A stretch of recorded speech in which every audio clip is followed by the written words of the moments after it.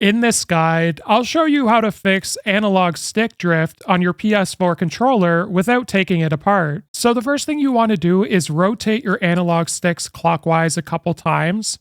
Then you want to go ahead and press down on your analog sticks.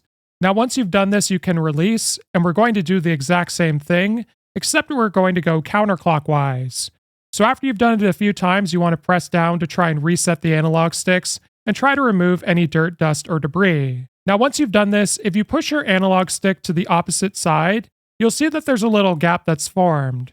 So what I recommend you do with compressed air or electronic contact cleaner, or you can simply blow into the space created, what you want to do is essentially spray in that area in order to try and remove any of that dirt, dust, or debris.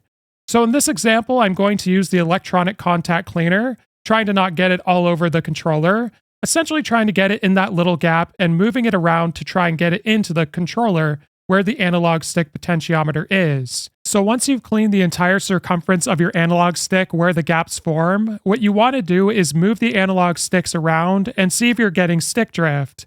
Now, if you are still getting stick drift, you'll likely have to take apart your controller and clean it, or you may have to replace a part within it. If this guide was helpful, like and subscribe, and we'll see you in the next one.